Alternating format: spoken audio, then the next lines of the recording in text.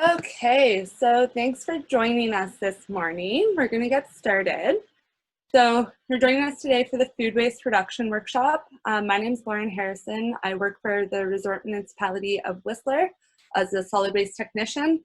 So that means I work on a lot of different waste reduction initiatives, like running a workshop like this morning. So this workshop, we're going to have 4 parts. So I will start by giving you a bit of a brief history of food waste in Canada and why reducing food waste is important. And then I'll introduce Claire, who's going to give you some practical tips about how to reduce food waste in your kitchen. And then we have Alice Savage and Jess Winter, who are going to teach you all about fermentation and canning, which I'm really excited for. And then we're also going to talk about some larger food recovery initiatives happening in Whistler and in the Sea to Sky. So let's just figure out. So food waste in the home. 63% of the food Canadians throw away could have been eaten. So that means it's avoidable food waste. Things like rotten leftovers or wilted vegetables. And then the other percentage of this is unavoidable food waste. So unavoidable food waste are things like coffee grounds, shells, bones, eggshells, things that you wouldn't be eating. So avoidable food waste in the home, it works out to approximately 140 kilograms of wasted food per year per family. And that's at a cost of more than $1,100 per family, which is crazy. That's so much money that could be used for better things. In Canada total, that works out to 2.2 million tons of edible food wasted at a cost of more than $17 billion. And this information all comes from a survey that Love Food Hate Waste Canada, the National Zero Waste Council conducted in 2017. So vegetables are the most wasted food in Canada. So you can see every day in Canada, we waste approximately 470,000 heads of lettuce, 1.2 million tomatoes, 2.4 million potatoes, 750,000 loaves of bread. The list goes on and on. It's absolutely crazy and not a great use of our resources. So why is all of this important? Well, food waste has a huge environmental toll on the environment. Wasting food means that we are wasting resources that are used to grow this food and to distribute it to families amongst Canada. This has a significant carbon footprint. Canada's 2.2 million tons of avoidable food waste is equivalent to 9.8 million tons of CO2 and 2.1 million cars on the road. So obviously by not wasting food, we can really have a big impact on protecting the environment. And for prevention is the best, like if we do have food waste, composting it is better than putting it in a landfill. In a landfill, food and other organic matter breaks down and creates methane gas, which is approximately 23 times stronger than carbon dioxide. So composting it is a better option than putting it in the landfill, but the best option is to not waste food at all. So the good news is that the problem is solvable. If we all use the food we buy, together we can make a big difference. And that's where Love Food Hate Waste Canada comes in. They're a behavior change campaign that are based on 3 principles: plan it out, keep it fresh, and use it up. This campaign started in the UK and it was proven to be very effective. In the first 5 years, it cut avoidable food waste by 21% and saved 13 billion euros. So it really can make a big impact. So now I'm going to introduce Claire, who's going to give you some practical tips to reduce food waste around the home. Claire is the executive director for AWARE, which is our local environmental charity. She also sits on the Regional Food Task Force, and she used to work on the original Love Food Hate Waste campaign back in the UK. So take it away, Claire. Thanks, Lauren. Yeah, as mentioned, I had the pleasure of when this Love Food Hate Waste campaign was being launched in the UK nearly 20 years ago now, if I've been here for 15, we were part of one of the regional partners that helped roll this out across, because I worked for a national charity out there. And what was awesome was the response, because it was coming to communities, restaurants, businesses as a ready-made campaign. It's catchy. They always had fun promo materials. It was really, really successful. So it's really great to see that it's getting momentum and uptake here, and to be able to share some of the resources from that program with you guys here today. So I just want to say a quick thank you to Lauren for putting this together and having us here today, and excited to see the fermenting later. And I think also what's interesting about food waste and thinking about you know, the way that our consumption patterns have changed over time. We have a lot to learn from the past in terms of being more frugal and ways to avoid food waste. And a lot of the ideas that come up today have been used for a long time and were more prevalent in the past.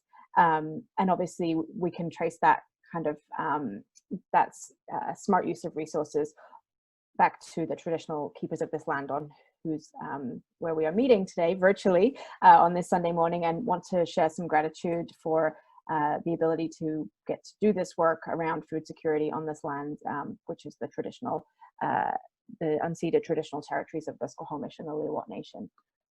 So Lauren flagged that we are sharing some of the tools that Love Food Hate Waste has put together. And so the first awesome tool that they have is this meal planner. And that helps you, you know, the most effective way that we can reduce food waste at home and save that money, as Lauren flagged, quite a significant amount of money, is to make a meal plan and to shop smart. So, you know, just buying what you need and using everything that you buy.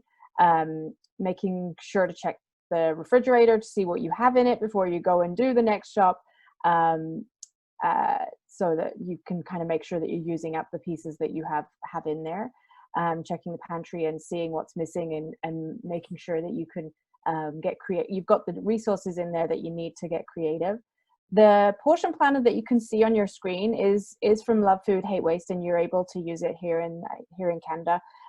What's great is that they offer insights too into why there's a lot of waste of certain items, such as like extra rice. And I think that Natasha's going to throw into the chat the link to this portion planner, and then we'll also send a load of resources out to you after this webinar with links to the resources that we're talking about. And then also you can, you know, thinking double duty. So when you're planning out your meals, thinking about, okay, well, you know, this only comes in a large format of can, like the big, you know, refried beans if you're doing a taco night. Thinking about how you can use those later in salad wraps, or in you know, when we're buying in bulk, really thinking about how we can use products in a second meal to avoid that end of week overload. Lauren, let's jump onto the next slide, if we can. Thank you. The other really important piece is the way that we store our food to keep it fresh. So, you know, there's lots of foods that will actually release ethylene producing foods like apples, grapes, pears, potatoes, and they can actually ripen other foods. So, you know, so you don't want to keep your avocados or bananas with those apples, grapes, pears, or your potatoes, because the avocados and the bananas will pre-ripen everything. And so you can use that two ways. You either keep them separate so that if you don't want things to ripen, or you put them together if you want to bring, and you don't want to wait around days and days to eat your hard fruits. Knowing where you can store your food, even within your fridge or your freezer, can help retain food taste and keep food healthy for longer. So there's things like the settings for humidity levels on your produce drawers that can make a big difference into how well food keeps. And then noticing how produce, you know, when it's kept down low, you can see in this chart, like there's a whole system for the way that we should be keeping food. It's not just quite as, you know, you can just throw it in, but you won't get the best results. So, you know, keeping dairy on the second shelf, and things with a longer shelf life are kept on the top and in the door. The door and the top shelf tend to be the warmest parts of the fridge. Heat rises, so you want to make sure that you're thinking about what you keep in your crisper drawers, what you're keeping at the bottom, and what you're keeping in the drawers. The other thing is, and I think again Natasha's put there's a really good guide that the Squamish Regional District has done on this. It's got quite a lot of information, not just on the fridge part, but on dry storage, and on tips for freezing, and the importance of supporting local and buying local, because obviously when we're buying food from local sources, it hasn't traveled as much, and so it will stay fresh longer on our end as the consumers. And Natasha's just popped the link to that in the chat, and I can't recommend this resource enough. We have it at our zero waste stations, when not this year, but when we were doing those at the farmers markets, and everybody this was the most requested resource in terms of, can I take this, because it's full of lots of great tips. The other thing that is going into the chat is a version of this that you're looking at, the Love Food Hate Waste Storage Guidelines. The other piece that's important when we're thinking about our fridge is, and we do this a lot with businesses, when you go into restaurants, you'll find that they have a really good system for rotating their stock in their fridges and in pantries. So the idea being that if it's first in, it's first out. So the thing that's been there the longest comes out first. So when you are in restaurants, what you'll see when they get the food delivery is that they go in and everything goes at the back of the fridge that's new, so that they're using the older stuff at the front. And we kind of need to do the same in our homes. There's other tips that you can use if you're going and doing a big grocery shop. Before you go, maybe dedicate one drawer to the stuff that's the oldest, so that you can say, okay, I know that I need to use this stuff first, as I go do my big weekend shop. Another option that's not necessarily to do with the fridge, but the piece of this magical piece of equipment that revolutionized food preservation is the freezer. So Lauren, if we can just go to the next slide. Thank you. So freezing can be a great method for keeping food longer and to ensure it doesn't go bad before you have time to use it up. Most food can be frozen, but make sure to follow some tips. And there's, again, lots of really great resources on the Love Food Hate Waste website. But you want to ensure that your food is covered in the freezer so that it doesn't get freezer burn or become difficult to use. So if you are going to be freezing food, a tip is to slightly undercook the foods that you're planning to freeze, because generally you're going to be reheating them. So you don't want them to turn to mush. So if you're planning to freeze it, just slightly undercook it, because you're gonna want to plan for when you warm it up. Cool your food before freezing it to prevent raising the temperature in your freezer, which is obviously bad for everything else around it. So you can either use ice or cold water to cool containers of warm food. You can pop it let it cool on the counter, then in the fridge, and then pull it down. If it's the winter time and there's no bears around, you can always put it just outside for a few minutes to really take the heat off fast. But make sure that that's out of bear season. Wrapping foods well in airtight packages is really important. Helps avoid that moisture loss and keep the air out, which is the cause of freezer burn. If you're freezing produce, obviously thinking about next year's summer season, if you're freezing produce, or you've got stuff you went and bought a load of stuff in bulk from out of season, whatever, you want to think about splitting things up. So essentially, if you were doing blueberries or raspberries, you want to put them onto a tray and let them freeze so that they don't all turn into one big clump that becomes hard to use. And then you can put them back into a bag and store them together. Again, rotating is important in your freezer. So you generally don't, depending on the quality of the type of freezer that you have, there's quite a lot of times, most of the time, you don't want to be freezing things for more than about 3 months. And so, making sure that you're paying attention to and not losing things at the back of the freezer. And then thinking about how you can freeze things so that you only need to take out what you need. So an easy example of that is bread. So, if you buy a nice loaf of bread from your local bakery, like cutting it first before you put it in, so that when you want to use it, you can just take a slice at a time for your toast or whatever. So Natasha's thrown a freezer guide into the chat here. And then the other piece that we want to follow up on is best before dates. Lauren, if you can click us along. Thank you. So best before dates are one of those things that are, you know, we see on our packaging, but sometimes cause a bit of confusion in terms of what they're communicating. So it's a really easy one to just cover off with people. So, you know, what we're talking about is the difference is between when foods are still good to eat and when they've technically expired. So your best before date does not mean that the food has gone bad. Once you're past that date, it simply tells you that the date that food is no longer in perfect shape. It may mean that the food has lost a bit of flavor or freshness, not that the food is no longer unsafe to eat. Not that the food is no longer safe to eat. The expiry date that shows up on foods that have a specific nutritional composition, that could alter after the determined expiration date. And that means that after that date, the food may no longer have the same nutritional content as described on the label. Again, it does not mean that it's necessarily no longer safe to eat, but food and beverage establishments that are no longer allowed to serve food that has passed the expiry date. So, you know, there's a lot of value in kind of trusting your nose, being willing to taste things a little bit. There's tricks for certain foods. So I don't know how many of you have done the egg float test, where you put your egg into a cup of water, and if it floats or tilts up a bit, it's old, but most of the time, you know, hopefully they sink and they're good to go. So using your senses can actually, and learning a little bit about your food and exploring and not always just going by these dates, can actually you can learn a lot more than what's on the label.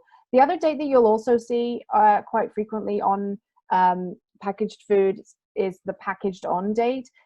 This tells you when the product was packaged, which can be good to know, you know, how long that product's been sat on a shelf. However, if you don't have a good understanding of the durability of the food, it won't tell you much about the safety of the product. So, you know, really getting to kind of understand more about food, where it's come from, and other options than just reading these dates is a great way to help try to reduce waste from the kitchen. Just next slide, please, Lauren. Thank you. The really important way to reduce food waste in our homes is to get creative about the way that we use it up. So, you know, it's really important that we, even if food doesn't look great, we have lots of options for reviving it. You know, for wilted vegetables, try giving them an ice bath, and they will quite often perk up. For stale bread or crackers, you can toast them in the toaster, turn them into a crumb, or croutons. If you've overcooked food, try pureeing it and making a soup. If you have extra produce, there are several methods to preserve that food. So we talked about freezing it. You can dry it in a dehydrator or your oven. We're going to talk about fermenting and canning, which is coming a bit later here. So there's lots of ways to kind of get creative around how do we keep our food, how do we turn our, you know, change the form of food so that it's still really usable and in many cases quite delicious to consume. So, you know, there's lots of creative ways to, sorry, Lauren, next slide, please. Thank you. So, you know, really we encourage everybody to kind of embrace your waste-wise inner chef persona. You know, there's lots of ideas and tips and tricks, you know, cutting stalks off broccoli to use in curries and stir fries, saving the ends off vegetables to turn them into stocks. There are lots of great ways to reduce food waste in the home. There is a tool, again, thanks Natasha, I can see that going in, again from Love Food, Hate Waste, for a leftover food recipes. So for example, you could type in mashed potatoes and a recipe for mashed potato gnocchi comes up, which even though it's breakfast time makes me feel hungry. So again, hopefully we've tried to make this really practical. We recognize that we can't go into everything here and now, but those are the big picture kind of options that you have. It's really interesting when we talk about food waste on a macro scale. Love Food, Hate Waste did some studies where they were looking at the cost of food waste, and they reckon it's that the actual cost of disposal of waste is about 10% of the true cost of waste, because when we think of food waste, because when we think about all of the effort and energy that went into growing foods, we think about all of the effort and energy that went into moving our food around, you know, in some cases around the world. So, and then the time and energy that it's spent being unpacked at the grocery store or in the restaurant kitchen of a restaurant, and then as we kind of whittle it down and prepare food, the food waste that comes from that. So there's a lot of benefit and a lot of both for ourselves and for the environment in getting on top of food waste. And with that, I am going to pass it back to Lauren to intro Alice and Jessica for really great tips on how to a great method for reducing food waste. Thank you, Claire. So now I'm going to introduce Jessica and Alice. Jess is a self-taught nourishment enthusiast with a firm belief food is medicine that can heal your body. Over the past 5 years, Jess has developed her skills and knowledge in zero-waste cooking and living, kitchen herbalism, fermentation, bulk food prepping, recipe development, as well as sourcing high-quality ingredients through local sustainable farmers. Jess's favorite thing about food is how it brings people together. And Alice Savage is a chef with an impressive and diverse resume. She trained at Cordon Bleu and has worked on film sets, private homes, ski chalets, and hotel and wine bars around the world. Alice now lives in Paradise Valley, where she is raising her 2 girls. Alice furthered her education in holistic nutrition in 2014 when she became a registered holistic nutritionist. Since then, she started a fermentation business and sells delicious sauerkrauts at farmers markets. Alice's travels and experiences around the world inspire her cooking, and her specialty is cooking with whole foods that are nutritionally dense and delicious. So, Jess and Alice, you can take it away. Hello everyone. So today I'm going to just do a demonstration of sauerkraut making. So I have my cabbages. We've got local organic cabbages. I do always recommend getting organic whenever you can. I tend to just peel off the sort of first layer and check that there's any bugs or anything like that on the cabbage. So with the lacto-fermentation method of making sauerkraut, basically what's happening is the bacteria lives on the cabbage. It lives on every living thing. And so what we're doing is we're creating a lactic acid environment by slicing the cabbages and adding salt. So anyway, I'm just going to go ahead and slice this a little bit here. I'm using a mandolin here. You could use a knife, you can use a food processor. I make it in a commercial kitchen, and I have a big Hobart machine that's like a lot quicker. But I'm just going to show you with this mandolin here. This is a really good one that you can get from kitchen stores. Just be very, very careful with the blade. So I'd like to cut it quite fine, but it really doesn't matter. And so I'm just going to show you here. There we go. And then I put it in my bowl here. Let me just, sorry. That's good. And so I've given you guys, you'll be getting a handout, and there is a recipe guideline there. And so today I've basically sliced up 5 pounds of cabbage, and we're going to do around 3 tablespoons of salt. Now, don't worry if you do a little bit too much, a little less. You know, if you go overboard, then it won't ferment. But if you do not enough, then it's going to get too mushy. So there is a, it's usually around 2%. That's kind of what I tell people, 2%. And with a 5 pound of cabbages, it's around 3 tablespoons. I like to use Himalayan salt or sea salt, obviously the best quality, again, with all those trace minerals.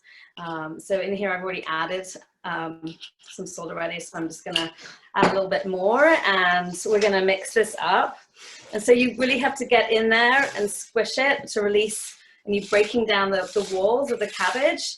And so this releases the juice. The salt sucks, right? Salt sucks the liquid out of the cabbage. And so that's what we're doing here, breaking it down. And we're getting the juice flowing. Okay, so I'm just going to pass this to Jess to maybe carry on. And I did some little, which I prepared earlier, which I will show you. So I'll pass me that bowl over there. So I did this one a little bit earlier to let it go, so that we could get through this a bit faster. And so, and as you can see, like there's juice coming out. So this is just a basic sauerkraut recipe. You can add other spices to it. I have a traditional one that I make with mustard seed, juniper, bay, and a little bit of caraway. Today I'm just going to do this plain sauerkraut. It's delicious too. So one of the benefits of sauerkraut and eating sauerkraut is that so the bacteria proliferates, and so you've got this, once it's fermented, you've got this product which is full of probiotics, which is so good for your gut. You actually get more nutrients absorbed into your body by this process, because it's kind of pre-digesting, so it's easy to digest.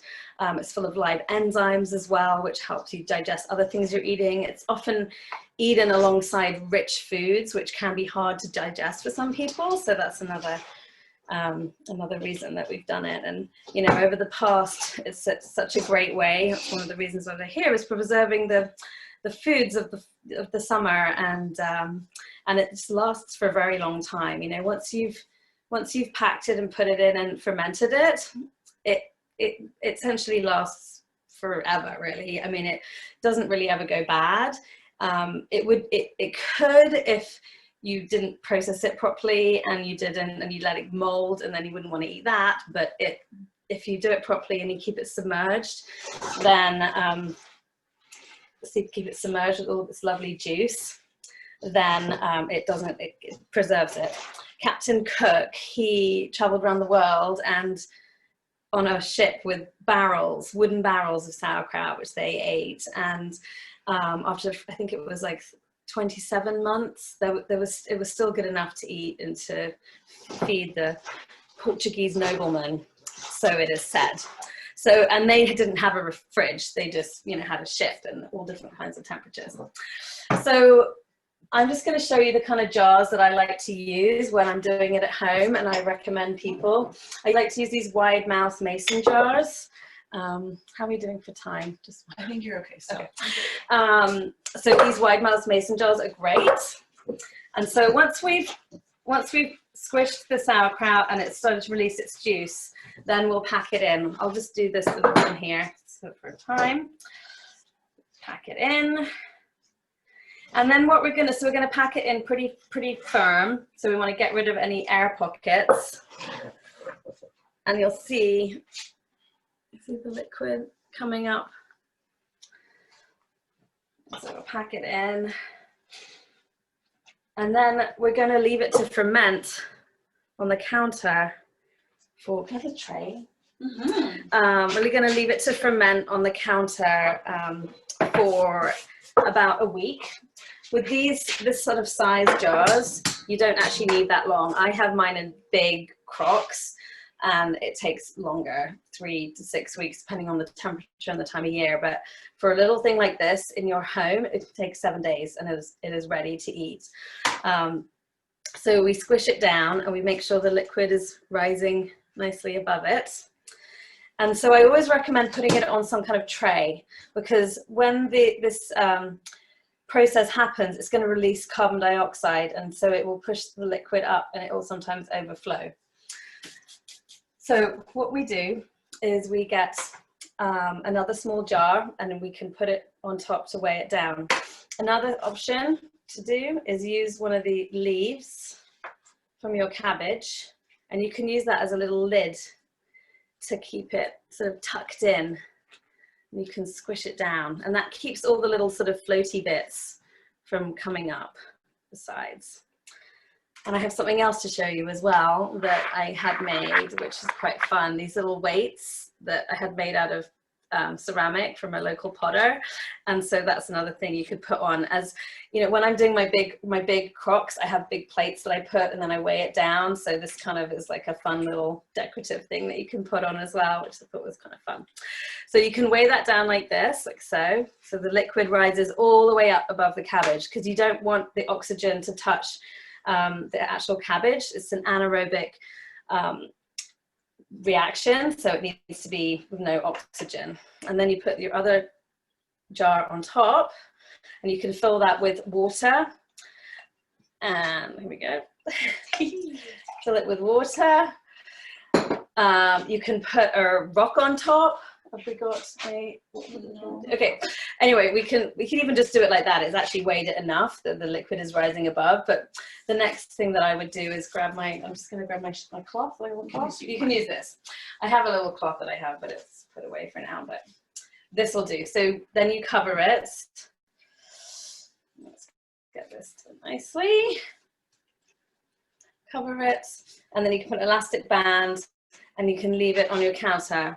The other option is to even just put a lid on top here, and then it'll ferment and it will push up. So every day you're going to have to go in and let the gas go every day. Okay, so there's a couple of ways to do it, but don't leave it and forget about it. That is the worst thing you could do. You need to check on it. It doesn't mind being looked at. It doesn't mind being tasted.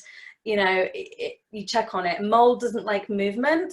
So if you're going in and, you know, pushing it down, that's absolutely fine. In fact, that's the best thing for it. If you just leave it, then sometimes a little film of mold will appear, and that is called calm, and it is benign.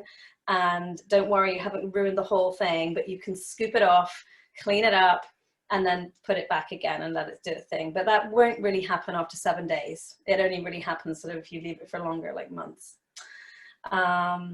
So that's that for the sauerkraut. And Jess is going to show us, yep, cool. Jess is going to show us a method for brining. Yeah, so if you want to do other veggies that aren't cabbage, because cabbage, you saw it creates its own moisture. If you're going to do other veggies like carrots or beets, something hard that doesn't release juices, you can create a brine solution. It's 1 tablespoon of salt to 1 cup of water. So you want to also maybe melt the salt a little bit with some warm water and then top it off. Filtered water is the best to use if you have the option. So today I'm going to show you guys some beets. I already prepared 1 jar over here. And I did a ginger rose hip flavor in here. I don't really ever measure my flavors that much, but you can get creative. You could do ginger, garlic, you could do allspice, or anything you really want. Maybe in a jar this size, you could do like half a teaspoon of like a powdered like chili or anything that you want for flavor. So you want to chop up the veggie, whatever size you want. I did little like cubes. You can do strips, you could do like small, like julienne type of thing, whatever you want. Can you see my cutting board? Let me move over a little bit. So I've already prepped some, but I'll just chop these up into the shape that I want.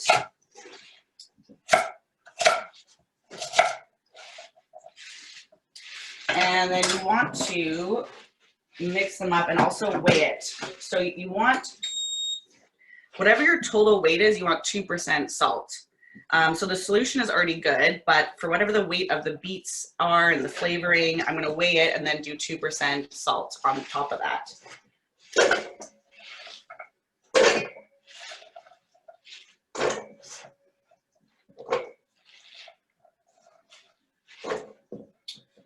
All right, so I have pretty much like almost 300 grams. Okay, a little bit more now with the flavors. I put some ginger in there. I'm just gonna put some rose hips in there too. Like I said, I don't weigh, I just go for it. Intuition. And so we have 318. So 318 times 0.02. About 3.6 6.4 salt. So it's just going to be over a teaspoon. 1 teaspoon of salt is 5 grams. So that will kind of be a good reference point. It doesn't have to be like super perfect 2%. It could be like 1.8, 1.9% salt. It's not like a huge thing. Just don't put a cup. Yeah, don't put a cup of salt and it won't ferment. Yeah. So I have my salt. I have all my beautiful things in this bowl. I'll just give it a quick little mix around and then put it in your jar. So I have a jar here. See if it all fits in this one. Do the thing. Use this. Oh, I think I'm good. It's happening. It's going in here. So it doesn't all quite fit, but that's totally okay. You could always use a bigger jar. You can make 2 different jars if you want. I like to make them in a couple small jars because then you can gift them to people or have, you know, less space taking up in your fridge as you consume it. So I have that in there. It's probably as far as I want to put it in because I'm going to put a jar on top to weigh it down. You can see it's just like a little bit from the top. And then I'm going to pour in my solution.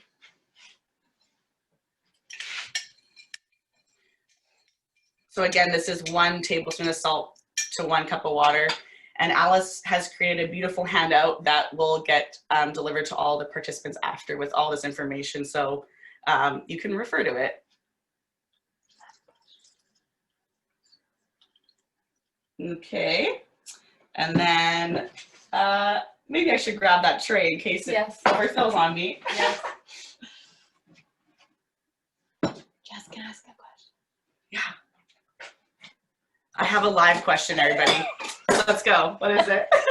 My question is, you have your salt brine. Yes. And you added salt to your vegetables. This is correct because you want 2% salt for the total weight, including the water and the vegetable. Oh, okay. 2% total. You have 2% for your vegetables and 2% in your brine, so it'll, okay. So that when the total weight comes together of the vegetables and the water, it all is weight. It's 2% in total. Yes. That helps a lot. Okay. Yes, but instead of having to figure out math and like how much does this water weigh in this jar, you can just make an easy solution. Doesn't matter if you actually use all of it. It's just salt water. But then yes, you'd want to weigh out your veggies total weight, including like garlic and ginger, anything you add that creates weight. Do the math for 2%, or you can even do like math for like 1.9 or 1.8. That's also a nice number to use. And then my weight, a little jar, put on top. Similar to what Alice did, you just want to make sure all the veggies are actually covered with the brine. And then I like to take like a little cheesecloth, something that will cover it. Yep. Maybe I'll use 2. Put that on top like that, and then allow elastic band to keep it all secure in there. And with beets, sometimes they can be a little extra tricky and create more mold. So this is definitely something you want to be checking regularly, once a day, at least once a week, I would say, maybe twice a week. And if you do see any mold on the top, I would just skim it off and it's totally fine. As long as all your beets are underneath the brine, they will be safe. If you have little bits of garlic or ginger that float up to the side, I would scoop those off with the mold so that you don't contaminate the rest of your delicious medicine. And I feel like I'm completed for this. So great. Alice is also going to quickly talk about canning. So I'll pass it back to Alice here. Hi. Okay, so I'll just show you. I did some canning yesterday, and I made some pickled beets. So this is done in a sort of traditional way of pickling with a vinegar solution. So it's vinegar. This particular recipe I can share with you. I didn't put it on a sheet, but I have it right here in my pocket. I used 1 cup of sugar, 2 cups of apple cider vinegar, 1 cup of water, 1 teaspoon of salt, half a teaspoon of cloves, 2 teaspoons of allspice, and 1 cinnamon stick, and 4 pounds of beets. I actually doubled this, so I did 8 pounds, and I came up with, I had 4 large quart jars like this and 1 little one here. And so with this method of preserving the wonderful beets that are available right now, and there's a specific farm called Plenty Wild. I don't know if anyone's been to the Squamish Farmers Market, but they've got lots of beets this year. So I went and bought quite a lot of them.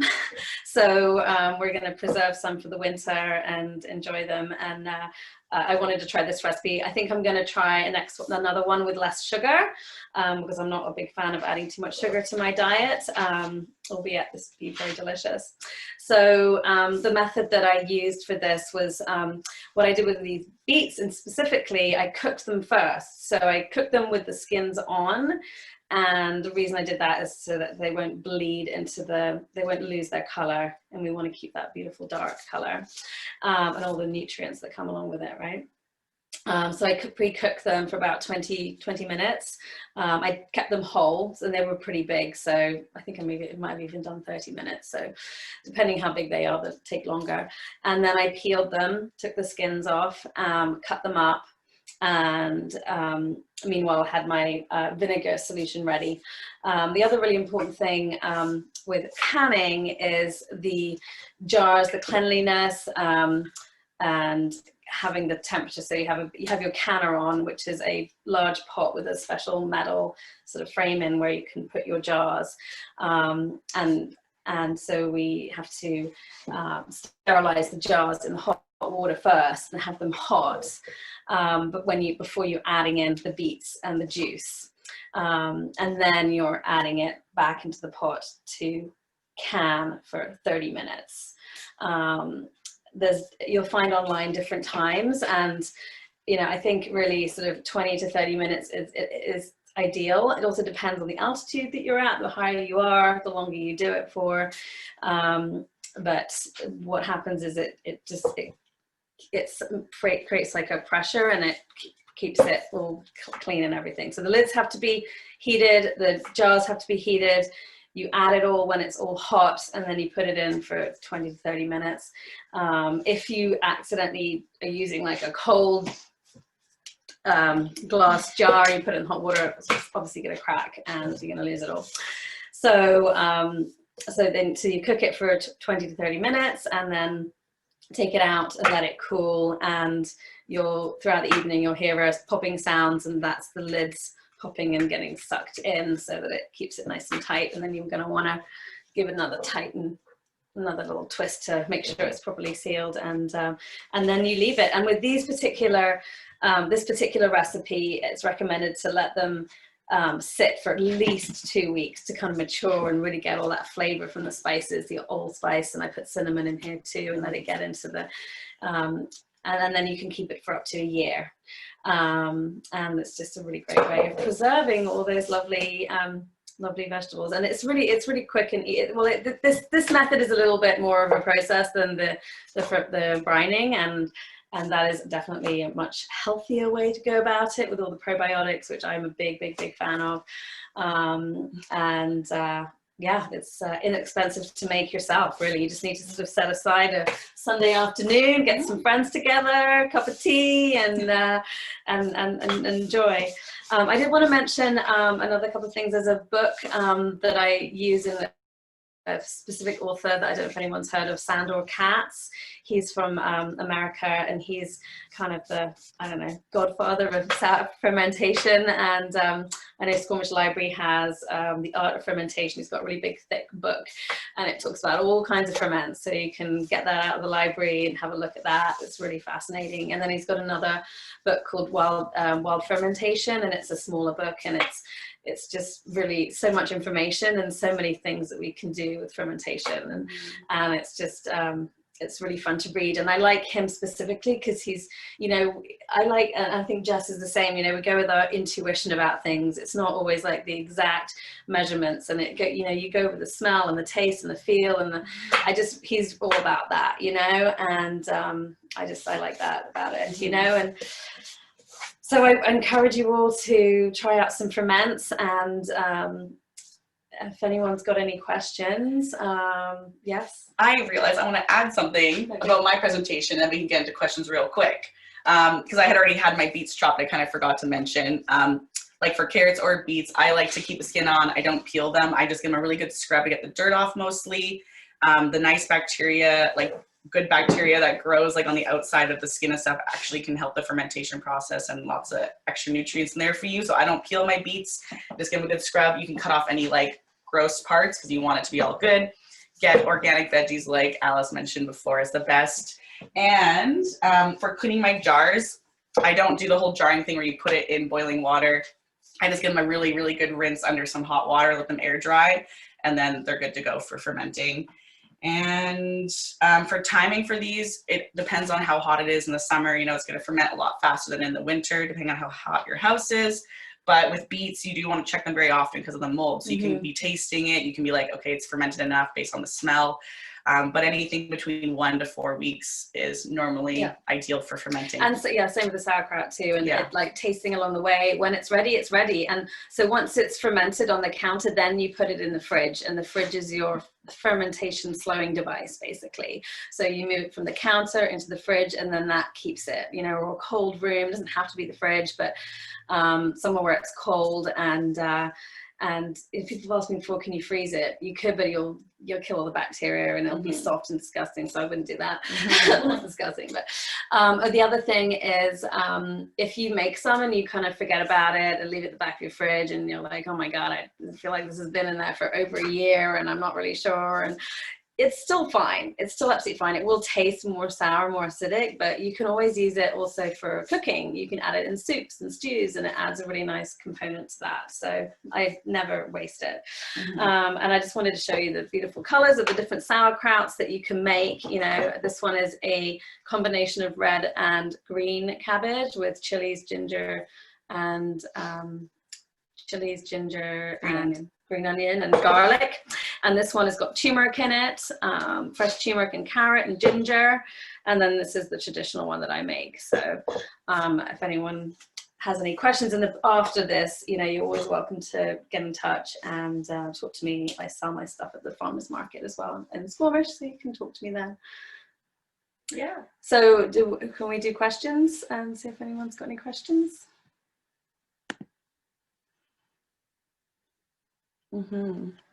No questions right now, but we did pretty thorough. Okay.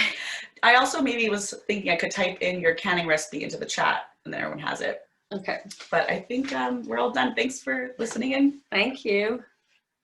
Over to you, Lauren.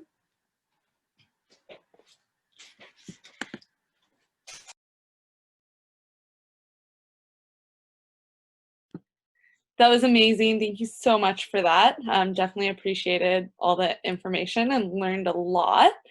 So we're going to go over to Claire now, who's going to talk about some food recovery in the community. So I will try to share my screen. And if anyone has any questions at any point, feel free to type them into the chat box. So Claire, would you like to go ahead?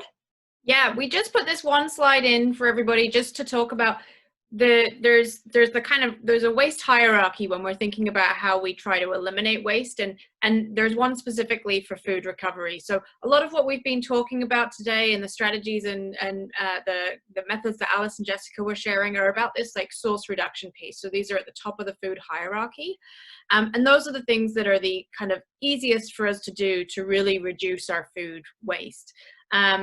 And then we start to work our way down the food hierarchy, and we think about, okay, well, how can we divert food waste to, how can we reduce it as the first and most important step? Because obviously the best way to reduce waste is to not produce it in the first place. But then with the food waste, the food that is going to waste, how can we use it to highest value? So, the next highest value is around how do we feed hungry people? Like how do we connect food with people who need it? How do we use food for animal feed? How do we make sure that any food that's going to waste then is going to be used either in industrial uses or composting? And then anything else that can't be used in any of those previous tiers, let's make sure that we're really minimizing how much food is ending up in a landfill or in some locations in incinerators. So there's a couple of things that are going on to try to look at this at the big picture, at the macro scale for the region. So as Lauren mentioned at the beginning, Aware is a member on the Regional Food Task Force that's been led up and coordinated by the Whistler Center for Sustainability, and it's been supported by the municipalities and communities through the Sea to Sky, as well as the regional district, and some funders like the Vancouver Foundation. And that has been a really great way to connect to think about the food chain from the kind of cradle to grave. So, you know, Aware's involvement is a lot around kind of food waste and the packaging related to food, but we're sat around the table with farmers and grocery stores and farmers markets, and really thinking about food as a whole system. And so when we are one area that is really kind of ramping up at the community scale throughout the region is this: how do we do better on food recovery, and how do we connect food that would otherwise go to waste with those who need it most? So there's actually a really exciting initiative that's just moving forwards now on food recovery, where in partnerships with Whistler Community Services, Sea to Sky Community Services, around how do we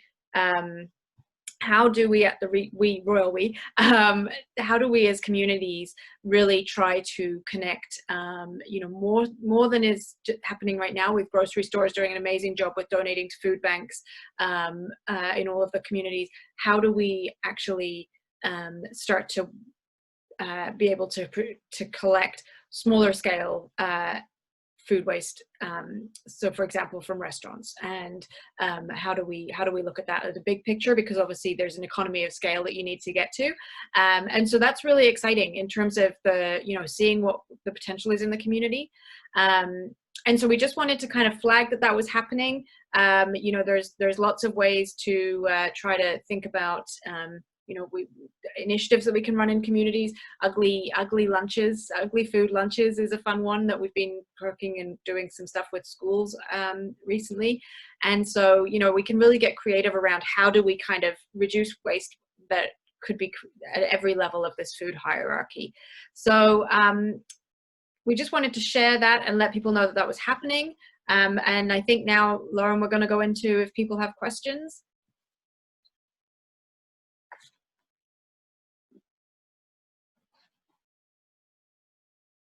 So quick fire. We've got 6 minutes left here. That Jessica and Alice did an amazing job of keeping us on track there with a whistle stop tour. I don't know about anybody else, but I'm feeling inspired to go and have my first attempt at, I think I'd go brining. I think I'd try brining.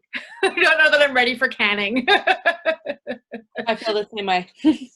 Seems much easier, much quicker. I don't see any questions in here yet. And if anybody's got a question that you want to ask and don't want to type, you can also just raise your hand at the bottom of your screen. There's an option for raising your hand I think it's the participants, or what are we in, webinar? Are we in a webinar or a meeting? What are we doing here? Hard to remember. Claire, do you want to answer? Someone asked, what is your advice for shared households where people can't control humidity over multiple drawers? Yeah, so I think with shared households is an interesting one, because obviously there's all parts of this. Like, you're sharing a fridge, you're sharing a waste system. So you might move into a shared house where people haven't been composting before. And I think really it starts with a bit of education and talking to people around, like, why is this important?